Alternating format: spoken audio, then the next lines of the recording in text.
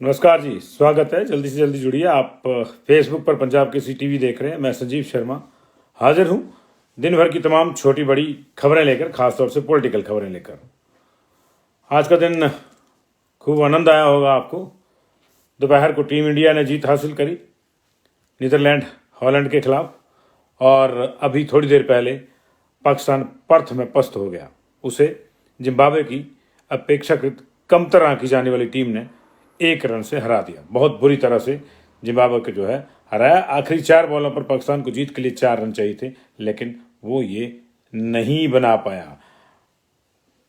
Zimbabwe ने पहले बल्लेबाजी करते हुए 20 ओवर में 8 विकेट पर 130 रन बनाए थे। जवाब में इतने ही विकेट खोकर पाकिस्तान की टीम 129 रन ही बना पाई, और अब इस तरह से एक बड़ा उल्टफेर हो गया। और ये उल्टफेर क्या गुल खिलाता है क्या नहीं, ये आगे चल के तय होगा। लेकिन फिलहाल इस बात की संभावना बन गई है कि पाकिस्तान सेमीफाइनल की रेस से बाहर हो गया है, क्योंकि वो अंक तालिका में नीदरलैंड के साथ सबसे निचले पायदान पर है। उसके 2 मैचों से अभी कोई अंक नहीं है। इंडिया टॉप पे है, 2 मैचों से उसके 4 अंक है, दोनों मैचों में जीते हैं।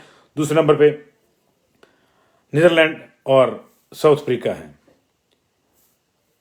तो माफ कीजिएगा, साउथ अफ्रीका और श्रीलंका है दूसरे नंबर पे। तो इस तरह से ये आज एक बड़ा उल्टफेर हुआ है। लेकिन जाहिर है कि आप इस खबर के साथ कुछ और खबरें सुनना चाहते हैं। वो खबरें आपके हेडिंग में आपको मेरी दिख रही होंगी। महेश्वर सिंह अब चुनाव नहीं लड़ेंगे। जी हाँ, इस वक्त की बड़ी खबर यही है, महेश्वर सिंह चुनाव नहीं लड़ेंगे। दरअसल इधर नामांकन पत्रों की जांच चल रही थी। आज 45 के नामांकन रद्द हुए हैं। डिटेल्स अभी आनी है, चुनाव आयोग इस पे काम कर रहा है। लेकिन ओवरऑल पूरे प्रदेश में 45 लोगों के नामांकन रद्द हुए, जिसमें से 2 बीजेपी के कवरिंग कैंडिडेट हैं और एक राष्ट्रीय देवभूमि पार्टी का रद्द हुआ है। ये जो रद्द हुए हैं, इनकी मैं आपको जानकारी दे दूं कि कौन कौन नामांकन रद्द हुए हैं। जो बीजेपी वाले मैं आपको बता रहा हूं, द्रंग से कवरिंग कैंडिडेट बीजेपी के दलीप कुमार, और कांग्रेस के विधानसभा से कवरिंग कैंडिडेट तरुण ठाकुर, और राष्ट्रीय देवभूमि पार्टी के उम्मीदवार विजय सिंह का नामांकन वो रद्द हो गया है। तो ये 3 नामांकन मेन है रद्द हुए। हालांकि कवरिंग कैंडिडेट्स का उतना फर्क नहीं पड़ता है, क्योंकि बाद में इनको ड्रॉ ही करना होता है। लेकिन आज दिन भर बागियों को नाथने की कसरतें होती रही। कांग्रेस की कसरत सिसिल में शुरू हुई 5 स्टार से। दूसरे बड़े होटल पीटरहॉफ में नड्डा ने डेरा डाला। नड्डा पहुंचते ही उन्होंने हेलीकॉप्टर रवाना किया कुल्लू के लिए। महेश्वर सिंह को बुलावा आया। महेश्वर सिंह हाथीथान में बैठक कर रहे थे, और वहां से वो बाई एयर शिमला चले गए। जब वो शिमला गए थे तो उन्होंने बड़े कड़े तेवर दिखाए थे और समर्थकों से कहा था कि वही होगा जो आप कहेंगे। लेकिन उनका हेलीकॉप्टर में चढ़ जाना ही इस बात का संकेत था कि महेश्वर अब चुनाव नहीं लड़ेंगे। 2.5 घंटे तक शिमला में नड्डा के साथ बैठक हुई, और उसके बाद वही संकेत आए जो आने थे। महेश्वर मान गए हैं। उनको जो महेश्वर सिंह 2 दिन तक, या आज जब चॉपर वहां कुल्लू में लैंड किया, जिस महेश्वर सिंह को कुल्लू में चॉपर के लैंड करने तक पूरा जोश था, पूरे जोश से वो लबरेज थे और चुनौती स्वीकार करने की बात कर रहे थे, और नेस्तनाबूद कर देंगे विरोधियों को, और उन ताकतों को जो उनके साथ खिलवाड़ कर रही हैं उनको नेस्तनाबूद करने के दम भर रहे थे। अचानक शिमला पहुंचकर जब उनकी बैठक होती है तो उनको इस बात का इल्म होता है कि अरे, मैं तो बूढ़ा हो गया हूं, मैं निर्दलीय नहीं लड़ सकता, मेरे पास तो पार्टी की दी हुई जवानी नहीं है। जी हाँ, यही कुछ उन्होंने कहा नड्डा के साथ 2.5 घंटे की मुलाकात के बाद। जब वो बाहर निकले पीटरहॉफ से, तो उन्होंने मीडिया से कहा कि मैं अब बूढ़ा हो गया हूं, मुझ में निर्दलीय चुनाव लड़ने की हिम्मत नहीं है, मैं अपने समर्थकों को समझाऊंगा और उसके बाद ही ये फैसला लिया जाएगा। लेकिन फैसला तो लिया जा चुका है। समर्थक तो इन्हीं कामों के लिए होते हैं कि साहब ने जो फैसला किया आप उसको मानिए, नहीं मानते हैं तो बागी हो जाते हैं। लेकिन बागी तो महेश्वर भी हुए थे। जब पार्टी ने टिकट नहीं दिया तो उन्होंने आजाद ताल ठोक दी थी। ये अलग बात है कि जब उनको लगा कि मामला अब निर्दलीय लड़ना है, पैसे ज़्यादा चाहिए, पार्टी का फंड आएगा नहीं, तो उनको अचानक इस बात का भान हुआ कि वो बूढ़े हो गए हैं, वो निर्दलीय नहीं लड़ सकते। लेकिन बड़ा सवाल ये नहीं है कि महेश्वर सिंह कितने बूढ़े हो गए, वो सबको पता कितने हुए हैं। बड़ा सवाल है कि क्या महेश्वर सिंह कृपाल परमार हो जाएंगे। आपको याद होगा, ज्यादा अरसा नहीं बीता, इन्हीं दिनों की बात है, पिछले साल उपचुनाव था फतेहपुर में, बलदेव को टिकट दे दी, नामांकन के लिए सारी तैयारियां कर दी कृपाल परमार ने। अचानक मुख्यमंत्री कौड़न खटोला फतेहपुर पहुंचता है और वहां से मानमरावल के दौर के बाद उनको साथ में बिठाकर जुब्बल कोट खाई के लिए उड़ जाता है। तस्वीर रिलीज होती है, चौपर में मुख्यमंत्री के साथ कृपाल परमार बैठे हैं। लेकिन उसके बाद क्या हुआ वो आपकी नजर है। इस बार भी कृपाल परमार को टिकट नहीं मिली है।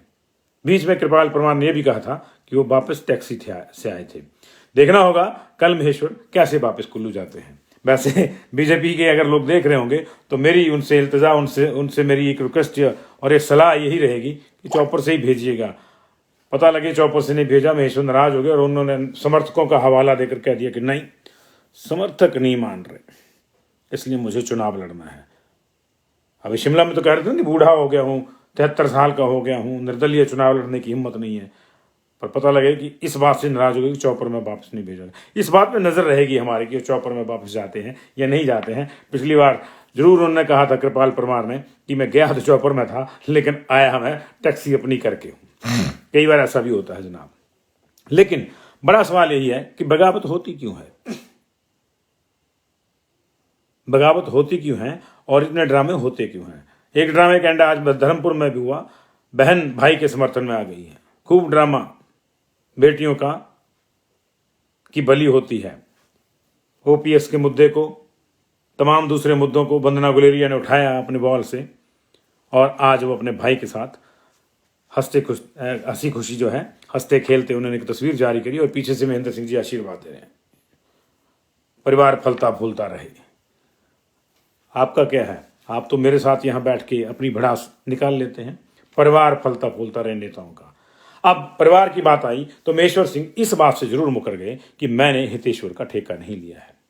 हो सकता है यह भी परिवार को फलते फूलते रखने की एक स्कीम हो। उन्होंने कहा कि मेरा तो मन नहीं करता, मैं तो बूढ़ा हो गया हूं, निर्दलीय नहीं लड़ सकता, समर्थकों से बात करूंगा, उनको समझाऊंगा, लेकिन हितेश्वर का ठेका मेरा नहीं है। उसकी शादी कर दी है, बहू है, आगे बच्चे हैं, उसको अपना रास्ता चुनना है। लेकिन रास्ता कौन सा चुनना है सबको? सियासत में मलाई खाने का। सियासत में मलाई खाने का। कार्यकर्ता का क्या है? कार्यकर्ता तो जनाब मजदूर है, दरी झंडा पोस्टर उठाएगा, तो यह है। लेकिन बात वही है कि ऐसे ड्रामे होते क्यों हैं? ऐसे ड्रामे इसलिए होते हैं कि जो हाई कमान है, चाहे वो किसी भी पार्टी की है, वो कमजोर है इस मामले में। आपको याद होगा जुब्बल कोट खाई में ज्यादा दिन नहीं हुए, क्या क्या नहीं कहा गया था चेतन ब्राक्टा को लेकर। 6 साल के लिए निष्कासित, उससे पहले भी कई हुए 6 साल के लिए निष्कासित। लेकिन हकीकत यह है कि निष्कासन के बाद जो अगला चुनाव होता है, तमाम निष्कासित नेता पूरी ठसक के साथ पार्टी में वापस हो जाते हैं। लेटेस्ट उदाहरण जुब्बल कोट खाई का। अविनाश राय खन्ना जी ने क्या कहा था, याद दिलाना पड़ेगा आपको। जब तक मैं प्रभारी हूं, चेतन ब्राक्टा पार्टी में नहीं आ सकते। जनाब खन्ना साहब, आप अभी भी प्रभारी हैं, आपको मैं याद दिला रहा हूं। आप बहुत सौम्य हैं, मैं आपकी इज्जत करता हूं, आप मेरे मित्र हैं, लेकिन मैं आप ही की स्टेटमेंट पे टिप्पणी कर रहा हूं कि आपने ही कहा था, जोर दे के कहा था, उसके वीडियो हमारे पास है।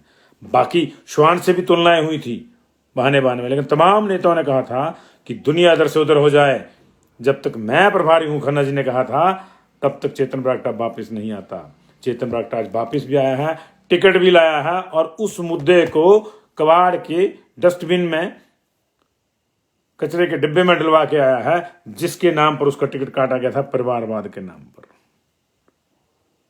यह है। इसलिए जब सबको पता है कि अगले चुनाव में पार्टी ने फंसी हुई को हमको दोबारा लेना है, तो बगावत होती है। ऐसा नहीं है कि बगावत हमेशा नाजायज ही होती है। बगावत शब्द नेगेटिव है, लेकिन अपना रंज तो हर कोई दिखाता है। इसलिए कुछ लोग ऐसे भी होते हैं, डिजर्विंग हो सकते हैं, उसको ऐसे उनको भी बगावत के नाम पर धकिया देना अच्छी बात नहीं है, लेकिन होता यही आया है कि अगले ही चुनाव में तमाम लोग अंदर होते हैं। वैसे चौपर से मुझे याद आया, ये चौपर की सियासत पुरानी है, सिर्फ कृपाल परमार तक नहीं है। वीरभद्र सिंह भी इसका इस्तेमाल अपने विरोधियों को लुभाने के लिए करते थे।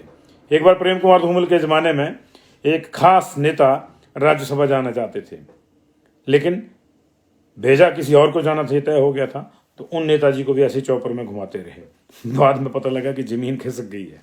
तो चौपर में जो घूमता है अक्सर उसकी जमीन जो है खिसक जाती है।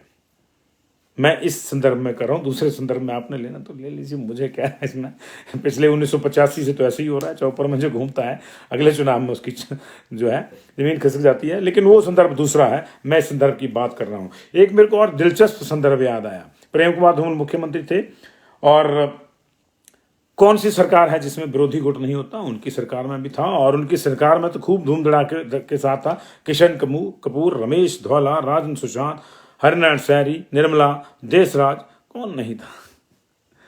तो जब बगावत हुई थी इन 7 लोगों ने, तो वो तो शांत हो गई थी बाद में, उसमें भी चौपर का इस्तेमाल हुआ था। लेकिन बाद में हुआ क्या कि हरिनारायण सैनी जी की जनसभा थी एक नालागढ़ में, मुख्यमंत्री ने जनसभा रखी थी, हरिनारायण सैनी जी का इलाका था, वहां आए थे। वापसी पे तय हुआ कि हरिनारायण सैनी शिमला जो है चौपर में ही जाएंगे, लेकिन चौपर में कुछ ज्यादा और लोग चढ़ गए समर्थक, 16 सीटर चौपर होता था। और अंत तो गतवा हुआ यह कि हरिनारायण सैनी जी को सीट नहीं मिली। उसके बाद बड़े दिलचस्प ढंग से अगले दिन जब वो शिमला पहुंचे थे, तो उन्होंने आते ही इस बात की कवायद शुरू कर दी थी कि मुझे चौपर खरीदना है। ये मेरे साथ पर्सनल वाकया है, संस्मरण है मेरा, इसलिए कहता हूं। उन्होंने कहा पंडित मुझे चौपर खरीदना है, कितने का आता है? 2 करोड़ का, 4 करोड़ का, 5 करोड़ का मुझे खरीदना है। हरिनारायण सिंह सैनी पैसे वाले थे। अंतोगतवा वो आइडिया इसलिए ड्रॉप हो गया कि उनको लगा कि यार मैं चौपर खरीद तो लूंगा, लेकिन उसे उड़ाने की इजाजत तो सरकार नहीं देनी है। और उनको लगा कि प्रेम कुमार धूमल इजाजत नहीं देंगे। ये बाद में अलग बात है कि प्रेम कुमार धूमल के साथ उनके संबंध अच्छे हो गए थे, और अंत समय में उन्होंने अपनी धर्मपत्नी को कहा था कि अगर धूमल साहब टिकट देंगे तो चुनाव लड़ना, अन्यथा बिल्कुल भी मेरे बाद चुनाव नहीं लड़ना। वो तबीयत उनकी बहुत नासाज हो गई थी और अनटाइमली वो हमसे जुदा हो गए थे। बड़े दिलदार आदमी होते थे। वो भी चौपर की मेरे को याद आ गई। और चौपर की एक और याद आई, 2012 में जब बीजेपी को लगा कि अब सरकार बचानी मुश्किल है, रिवाज बदलना मुश्किल है, तो फिर उन्होंने, क्योंकि धूमल और शांता लड़ रहे थे, तो धूमल और शांता को चौपर में बिठाकर जनसभा करने भेजा गया किन्नौर के भावानगर में। दोनों चौपर से उतरे, उन्होंने जनसभा की। जनसभा के दौरान एक का मुंह इधर, एक का मुंह उधर, जैसे कि सूजे रहते हैं दोनों के मुंह। आपने हमेशा देखा होगा इन दोनों के मुंह जो है एक तरह से कुछ खास भाव भंगिमाएं लिए होते हैं। तो रहते, मीडिया ने सवाल पूछा तो हंस के उसके जवाब दिए, और उसके बाद फिर से वापस चौपर में चले गए। 2012 में सरकार रिपीट नहीं हुई थी। चौपर की सियासत से मुझे याद आ गया। लेकिन बात वही है कि जब सबने ही वापसी कर लेनी है तो बगावत भी सारे ही करेंगे। बगावत कांग्रेस में भी हो रही है, उसको नाथने की कोशिशें कांग्रेस में भी हुई। दोनों ही जगह दिलचस्प मामला था। पीटर हॉफ में नड्डा कोशिश कर रहे थे, लंबी चौड़ी बैठकें हो रही थी, कोशिशें उनकी कामयाब भी हुई। उधर राजीव शुक्ला जी फोन पे कोशिशें कर रहे थे। उनके पास चौपर नहीं है। अब कांग्रेस बीजेपी के मुकाबले तो थोड़ा आर्थिक रूप से कमजोर है, तो उनके पास चौपर नहीं है। मोबाइल है तो मोबाइल से संपर्क करते रहे, किससे हुआ किससे नहीं, किसी को कुछ मालूम नहीं है, क्योंकि कुछ बताया ही नहीं। उनके भी एक अध्यक्ष ने बगावत कर रखी। 11 सीटों पर कांग्रेस बगावत झेल रही है। अध्यक्ष, पूर्व अध्यक्ष जो है उनके, वो उन्होंने बगावत कर रखी है। पूर्व विधानसभा अध्यक्ष, पूर्व मंत्री ने बगावत कर रखी है। कांग्रेस को भी बगावत झेलनी पड़ रही है। एक जगह तो उनके ही नारे लग रहे हैं, चौपाल में। चौपाल, चौपर, सियासत, ये सारी चीजें चलती रहती हैं। 30 तारीख तक मौसम साफ है, मौसम विभाग ने कहा है। अब देखना ये होगा कि 29 तारीख के बाद 30 तारीख को सियासी मौसम किसका कितना साफ होता है। 19 से 32, पहले 34 से 32 आया, फिर 32 से 28 आया, फिर अब 19 सीटों पर अभी भी बीजेपी को दिक्कत है। को बड़े नाम अब शायद ना रहें, लेकिन कांग्रेस को भी दिक्कत है अभी 10 से 12 सीटों पर। वीरराम किशोर हैं, पछाड़ से गंगूराम मुसाफिर हैं, कुलदीप कुमार हैं। कौन मानता है कौन नहीं मानता है ये देखना होगा, ये वक्त बताएगा। लेकिन वो वक्त जो है अभी 2 दिन के बाद ही क्लियर होगा, क्योंकि 29 तक तो सबको हक है नखरे दिखाने का। अब किसके नखरे कौन कितने उठाता है, कौन किसको चौपर भेज के मनाता है, कौन किसको फोन पे मना लेता है, ये वक्त की बात है। और ये देखना होगा दोनों पार्टियों में। 30 तारीख से एक और बात होगी, 29 तक तो ये तय, 29 को तो ये शाम को तय हो जाएगा कि कौन जो है अब रहेगा मैदान में और कौन नहीं रहेगा। लेकिन 30 तारीख से बीजेपी पूरा हल्ला बोल देगी प्रचार के लिए। 30 तारीख को अमित शाह की रैली कंफर्म हुई है नदौन में, और इसके साथ ही 68 विधानसभा क्षेत्रों में 32 स्टार प्रचारक रैलियां करेंगे।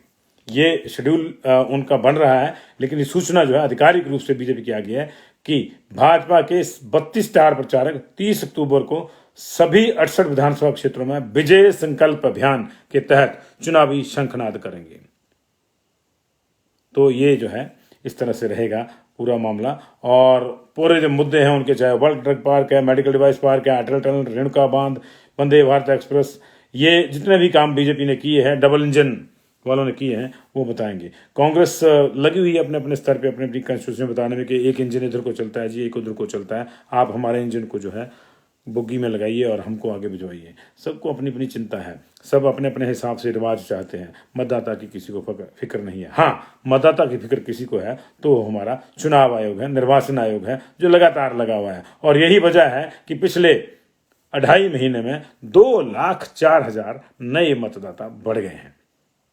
ये छोटी मोटी नंबर नहीं है, 2,04,000 नए मतदाता हो गए हैं। अब हिमाचल प्रदेश विधानसभा में 55,92,882 वोटर हो गए हैं। ये 2.5 महीने के भीतर प्रदेश में 2,04,473 वोटर जो हैं वो बढ़े हैं। 16 अगस्त को जारी की गई पहली लिस्ट में प्रदेश में मतदाताओं की संख्या 53,48,409 थी। दूसरी लिस्ट में ये 55,07,261 हुई, और 26 अक्टूबर को जो फाइनल लिस्ट जारी करी गई है, अब उसमें ये संख्या बढ़कर 55,92,828 हो गई है। इसमें से 67,559 सर्विस वोटर हैं, 22 NRI वोटर हैं, 38 थर्ड जेंडर मतदाता हैं, और प्रदेश में 10 अक्टूबर से लेकर 25 अक्टूबर तक जो है 23,034 नए मतदाता जो हैं सूची में शामिल किए गए हैं। हालांकि ओवरऑल जो नए मतदाताओं की संख्या है 18 से 19 साल के बीच की, वो अब 1,23,219 हो गई है। ये युवा जो फर्स्ट टाइम वोटर है ये हो गई है। और मैं आपकी जानकारी के लिए बता दें कि पिछले बार जो चुनाव हुआ था 2017 में, उसमें दोनों पार्टियों के भीतर सीटों के अंतर को आप छोड़ दीजिए, 2,68,982 वोटों का ही अंतर था। बहुत ज्यादा अंतर नहीं था, सीटों का अंतर बढ़ गया। एक को 44 आई, एक को 21 आई, अन्य 3 आए, जिसमें एक CPM का था, 2 इंडिपेंडेंट थे। लेकिन बीजेपी को 18,46,432 वोट मिले थे और कांग्रेस को 15,77,450 वोट मिले थे। ऐसी स्थिति में इस आंकड़ों को अगर आप देखेंगे तो इसका मतलब ये भी है कि बुरे से बुरे समय में कांग्रेस के पास 15,70,450 वोटर थे, और अच्छे समय में जो लहर थी बीजेपी के पास 18,46,432 वोट थे। किसके वोट कितने बड़े हैं ये वक्त बताएगा। जब नतीजे निकलेंगे तो इसका भी आकलन होगा। तो ये सारी चीजें जो हैं इस तरह से चलेंगी। उधर आज कुछ और भी जानकारियां आई। नामांकन के जो जांच पड़ताल थी उसके दौरान नगरोटा बगवा से कांग्रेस के प्रत्याशी के नामांकन में की छंटनी का काम जो है थोड़ा रोका गया है। उसमें कुछ विसंगतियां पाई गई हैं, और उन विसंगतियों को कानून के तहत, क्योंकि वो उनको जो है दूर करने का हक है उम्मीदवार को, तो कांग्रेस के उम्मीदवार रघुवीर सिंह बाली को कल 11 बजे तक का समय जो है वो दिया गया है इसमें इन विसंगतियों को दूर करने के लिए। वहाँ पे ये जो आपत्तियां थी ये दर्ज कराई थी बीजेपी के ही प्रत्याशी ने, और जांच के दौरान रघुवीर बाली के नामांकन में खामियां पाई गई हैं, जिन्हें दूर करने के लिए अब शुक्रवार यानी कल 11:30 बजे तक का समय दिया गया था। आज ऐसी ही कुछ विसंगतियों को लेकर एक एफिडेविट जो है वो काफ़ी देर तक हवा में तैरता रहा, हवा में बोले तो ऑनलाइन नेट पे तैरता रहा। वो था रजत को लेकर, उसमें भी कुछ दिक्कतें बताई जा रही थी। हालांकि अब उनका जो कैंडिडेचर है वो क्लियर हो गया है जी, और उसमें कोई प्रॉब्लम फिलहाल जो है वो नहीं है, वो क्लियर है। उधर एक आपत्ति जो है रामपुर में भी सामने आई है। रामपुर में बीजेपी के प्रत्याशी के जाति प्रमाण पत्र को लेकर आपत्ति सामने आई है। कौन नेगी को वहां से टिकट दिया गया है। जिन्होंने आपत्ति जताई है उनका कहना है कि वो शेड्यूल ट्राइब हैं और सीट जो है शेड्यूल कास्ट के लिए है। अभी उनके जाति प्रमाण पत्र पर आपत्ति है, उस आपत्ति को भी निर्वाचन अधिकारी जो हैं वो वहाँ के देख रहे हैं। तो ये मोदी की रैली होगी, ये 5 तारीख को सोलन आएंगे, योगी 2 तारीख को जसवा में आएंगे, 30 तारीख से तो 68 के 68 जगह विजय संकल्प अभियान के तहत बीजेपी अपना काम शुरू करेगी, बड़े पैमाने पर शंखनाद करेगी। ये इस वक्त की बड़ी खबरें थी और बहुत सी और चीजें थी, लेकिन बड़ी बात यह है कि अब मुद्दों की तरफ को लौटना है। दोपहर हमने एक मुद्दे की बात करी थी कि महिलाओं के लिए राजनीतिक दलों में कितनी टिकटें हैं, कितनी जगह है, कितनी नहीं है। अभी जो है, अभी बड़ी बात यह है कि तमाम लोग कह रहे हैं कि ये पार्टी ऐसी है, वो पार्टी वैसी है, यानी मैं गोरा और वो काला की जो सियासत है वो शुरू हो गई है। लेकिन वास्तविक मुद्दे आप लोग जानते हैं, वास्तविक मुद्दे आप लोग जानते हैं। क्या बेरोजगारी कोई मुद्दा नहीं है? मैं आपसे पूछना चाहता हूं। अभी तक किसी भी दल ने बेरोजगारी की बात नहीं कही है। कांग्रेस ने ये जरूर कहा है कि हम 5 लाख रोजगार देंगे, लेकिन कैसे देंगे ये किसी को नहीं बताया है। हो सकता है उनको खुद को मालूम ना हो। सबके हैं मेरे पास, अभी आने दीजिए दृष्टि पत्र, उसके बाद चर्चा करेंगे। सबके हैं, तो किसने कितनी नौकरियां दी ये भी पता चल जाएगा, और कौन कितनी नौकरियां दे रहा है लेकिन वो कहां से देगा ये पता नहीं चल रहा है। तो बेरोजगारी क्या एक मुद्दा नहीं है? JYT 817 बच्चों ने रिजल्ट क्लियर किया, लेकिन माफ कीजिए, बच्चों ने पूरी परीक्षा क्लियर करी, लेकिन रिजल्ट जो है फंसा हुआ है। क्या ये भी एक मुद्दा है? OPS अपने आप में बड़ा मुद्दा है। कई मुद्दे हैं जिनकी चर्चा जरूरी है, क्योंकि चुनाव जब मुद्दों से भटक जाता है तो लोकतंत्र कहीं ना कहीं अटक जाता है, वो हाईजैक हो जाता है। क्या चुनाव हाईजैक हो जाएगा? क्या उसे थोथले या डमी मुद्दे हाईजैक कर लेंगे और असली मुद्दे आपके छिप जाएंगे? बिल्कुल नहीं। जब तक हम बैठे हैं हम आपके हर मुद्दे को उठाएंगे। हमने दोपहर को मुद्दा उठाया था, अभी एक मुद्दा नया उठाएंगे। आपने 2011 में एक फिल्म आई थी, बुढ़ा होगा तेरा बाप, उस आप में से कईयों ने देखी होगी। 2011 में अमिताभ बच्चन, सोनू सूद, हेमा मालिनी, फिल्म का नाम बुढ़ा होगा तेरा बाप। अभी यहां स्थिति यह है कि ऐसे ऐसे बुजुर्गवार हैं जो यही कह रहे हैं हिमाचल की सियासत में। 82 साल के शांडिल कांग्रेस से चुनाव लड़ रहे हैं, MP भी रहे हैं, मंत्री रहे हैं, कर्नल रिटायर्ड हैं, लेकिन कुर्सी का मोह है कि छूटता नहीं है, सबसे उम्रदराज है। दूसरी ओर 28 साल के सबसे कम उम्र के चैतन्य शर्मा हैं, बेचारे पहले इंडिपेंडेंट अलग जगाते रहे, फिर किसी की नजर पड़ गई तो कांग्रेस में चले गए, तो वो भी है। तो ये जो गैप है ये बहुत बड़ा है। कौल सिंह 76 के हैं, 9वीं बार MLA बनने की लालसा है जी। अगर 8 बार की अगर उनकी आप पेंशन मिला लें तो किसी भी IAS अफसर से ज़्यादा तनख्वाह होगी उनकी पेंशन को मिला के, लेकिन 9वीं बार भी लड़ना है जी। क्यों? क्योंकि क्या पता चीफ मिनिस्टर बन जाए।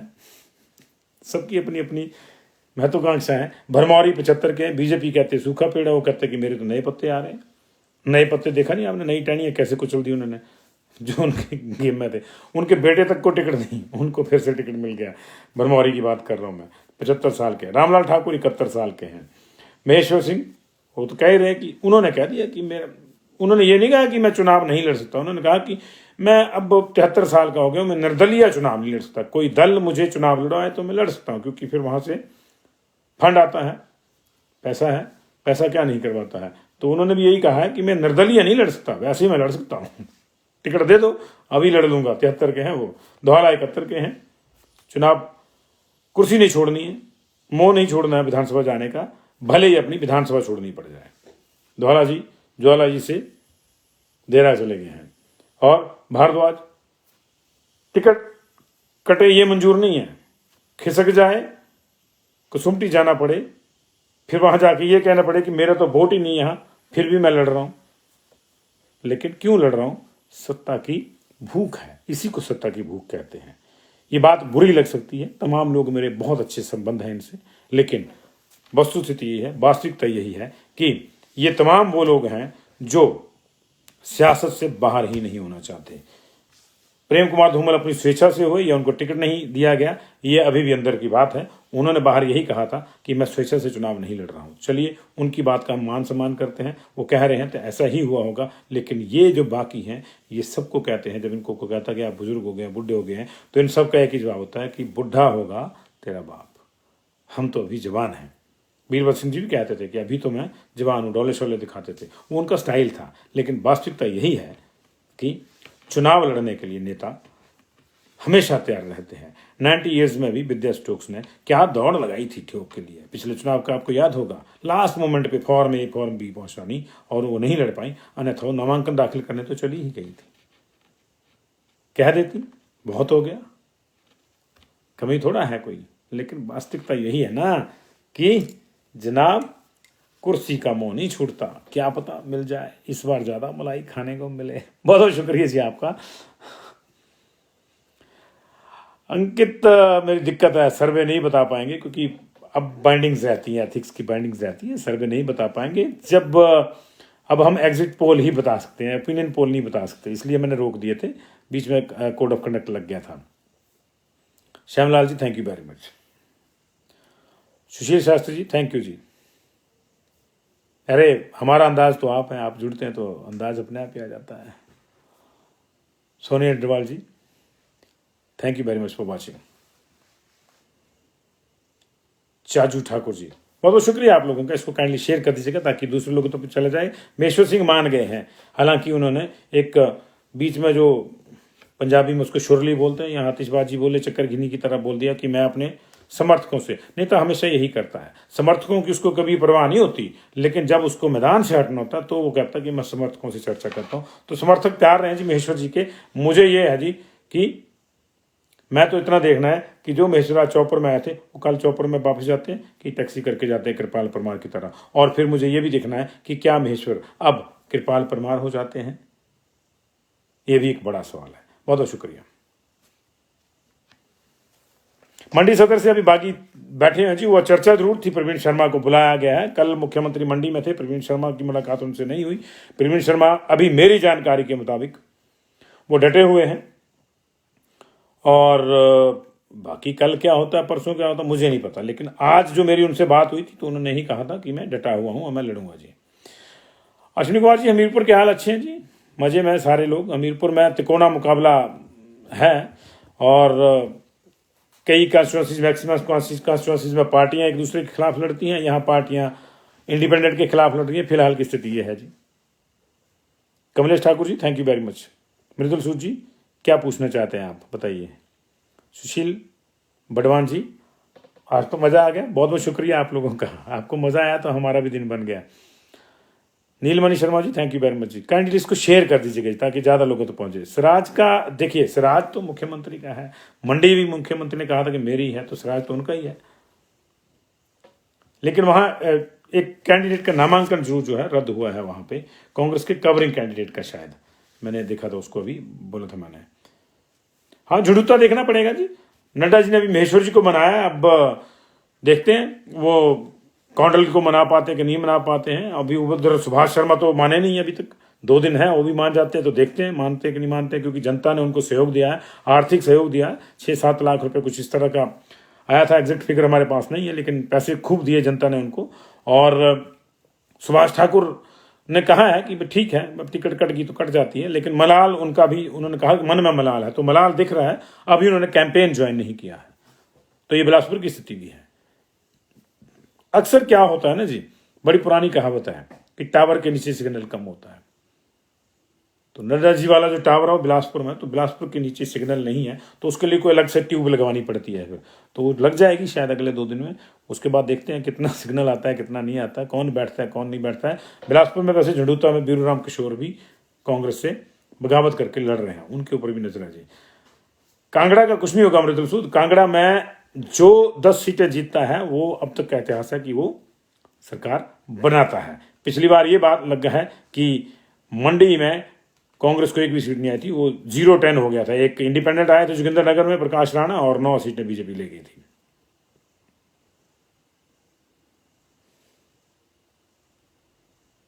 चुरा अभी चला हुआ है ठाकुर प्रदीप जी, चुरा में तगड़ा मुकाबला है इस बार, यशवंत खन्ना और हंसराज जी के साथ। बहुत बहुत शुक्रिया, काइंडली इसको शेयर कर दीजिए। क्रिकेट में अभी सीधी टक्कर हो रही है जी।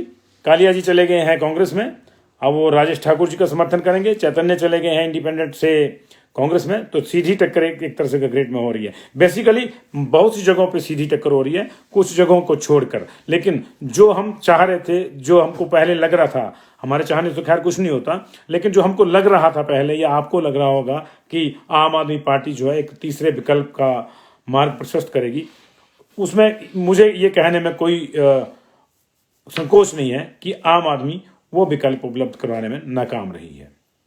वो नाकाम रही है। अब वो पहाड़ चढ़ नहीं पाई कि पहाड़ पहले से ही स्वच्छ है, यहां झाड़ू की ज्यादा जरूरत नहीं है, ये झाड़ू गुजरात ही चला गया और यहां जानबूझ के उन्होंने छोड़ दिया। ये देखना होगा जी। शिलाई में मुख्य मुकाबला कांग्रेस और बीजेपी के बीच में, पंकज नेगी जी। देखना ये होगा कि हाटी वाला मुद्दा कहां जाता है। फिलहाल वहां पे जो है, वहां कुछ ज्यादा परिस्थितियों में परेशानी जो है, बदलाव नहीं है जी। कुल्लू का तय होगा जी। अभी कुल्लू में महेश्वर बैठे हैं ना, महेश्वर ने कहा है कि मैं कल जाके समर्थकों से बात करूंगा। वैसे मैं बूढ़ा हो गया हूं, निर्दलीय नहीं लड़ सकता, लेकिन राम सिंह ने थोड़ा बोला कि मैं बूढ़ा हो गया हूं। राम सिंह तो जवान है। अभी कल ही तो उन्होंने तीर चलाए थे जयराम जी पे, उनको भी देखना होगा। वो तीर कैसे वापस आते हैं वो भी देखना होगा। वो तो तीर तो अभी कुछ तो हवा में ही होंगे, तो उनके भी इतनी जल्दी आते हैं वापस, देखना होगा। बड़ी जगह एक थोड़ा है, वो कह रहे ना, एक को मनाओ दूसरा रूठ जाता है, ऐसी वाली स्थिति है अभी इस चुनाव में दोनों पार्टियों की। डलहौजी टफ है जी, टफ मुकाबला। पिछली बार भी टफ मुकाबला था, 500 कुछ वोटों के आसपास छूटा था नीलम जी, नीलमणि जी डलहौजी।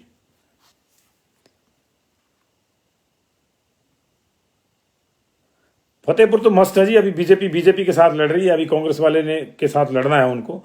लेकिन इतना तय है कि राकेश पठानिया फाइटर हैं, जहां तक मैं उनको जानता हूं, और वो चुनौतियों को स्वीकार करते हैं। उन्होंने बिना किसी हेल हुज्जत के चुनौती स्वीकार कर ली, क्योंकि उनको बुलाया गया था लास्ट मोमेंट पे 10:30 बजे नड्डा जी के घर पे, लेकिन उससे पहले 9:30 बजे 10 बजे लिस्ट ही डिक्लेयर होगी। उसके बाद भी उन्होंने ये चुनौती स्वीकार की है। तो देखिए, चुनौती स्वीकार करना भी अपने आप में बड़ी चीज होती है।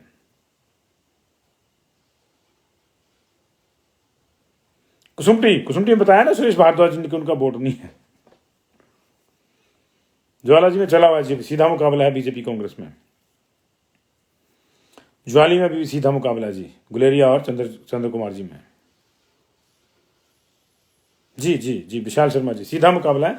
चंद्र कुमार पुराने नेता हैं, हैवी वेट हैं, उनको हल्के में नहीं लिया जाना चाहिए, ये मेरा मानना है। अर्की बड़े दिलचस्प विश्लेषण होता है जी। अर्की में पंगा नहीं लेता कोई विश्लेषण करने का, इसलिए अभी रुकिए जरा, क्या होता है क्या नहीं होता। वहां राजू ठाकुर किसको तीर्थ यात्रा करा देते हैं कोई पता नहीं चलता, बाकी वहां साथ वाले चलते हैं। मुझे अच्छी तरह से याद है, एक चुनाव में अर्की के 21 लोग एक साथ दिल्ली गए बस करके, एक ही जगह पे रहते थे, इकट्ठे घूमते थे, टिकट मांगने जाते थे अलग अलग। जो अंदर जाता था कहता बाकी के 20 जो बाहर हैं वो मेरे साथ चलेंगे, टिकट मुझे दो। फिर अगला जाता था वो कहता बाकी के 20 जो बाहर हैं वो मेरे साथ चलेंगे, मुझे टिकट दो। तो ये अर्की है जी, ग्रेट है अर्की वाले, और मस्त है। ऐसी होनी चाहिए सियासत, ऐसी होनी चाहिए। इकट्ठे गए एक बस में, इकट्ठे आए, इकट्ठे घूमना, इकट्ठे रहे, इकट्ठे खाना, अंदर जाके टिकट मांगना कि मुझे देंगे, बाकी इकट्ठे मेरे साथ चलेंगे। ये होती है कॉन्फिडेंस अर्की वालों का। बाकी आपने देख लिया पिछले उपचुनाव में। आनी में देखना होगा जी, परशुराम अभी डटे हुए हैं। सुंदरनगर में अभिषेक ठाकुर हैं जी मैदान में, जाहिर है कि वो बीजेपी को डेंट करेंगे। सुलह में अब कलह नहीं है जी, कलह है वहां कांग्रेस में। बीजेपी की कला पढ़ते पढ़ते खत्म हो गई, क्योंकि ज्वाला जी की सीट दे देगी रविंद्र रवि को, नहीं तो कला हो जाती वहां पे। भोरंज में बीजेपी में कोई कला नहीं है, इसलिए बीजेपी थोड़ा वहां बेहतर पोजीशन में लगती है जी। हरोली हाई प्रोफाइल सीट है जी, अभी कुछ नहीं कहा जा सकता। द्रंग तो मांग रहा था यंग, लेकिन अब द्रंग से कौल सिंह जी कह रहे हैं कि मैंने 76 साल की उम्र में एमएलए बनना है। पूर्ण ठाकुर की उम्र उतनी ज्यादा तो नहीं है, लेकिन जो यंग द्रंग मांग रहा था, जो नारा लग रहा था वहां यंग का, बीजेपी ने उतने यंग को टिकट नहीं दी है। तिलकराज शर्मा जी को देखते हैं जी क्या बनता है। मनोज जी, तिलकराज शर्मा अगले 2 दिन में बैठते हैं नहीं बैठते हैं, देखना होगा जी। बहुत बहुत शुक्रिया जी, आपका बहुत बहुत शुक्रिया। नदौन में 3 प्रमुख कैंडिडेट हैं, सुखविंदर सुक्खू, विजय अग्नोत्री शैंकी ठुकराल। हाँ, रोहडू में चेतना, आप ठीक कह रहे हैं, राजन धीरटा शायद उनका नाम है, और जो भी इंडिपेंडेंट है, लेकिन कैंडिडेट बीजेपी ने शशि बाला को ही दिया है। नहीं नहीं, हम टीआरपी के लिए नहीं करते वीर सिंह जी। हम लोग जो है कोशिश करते हैं कि सही मुद्दा जो है उठाया जाए, हमारी कोशिश यही रहती है। Thank you very much.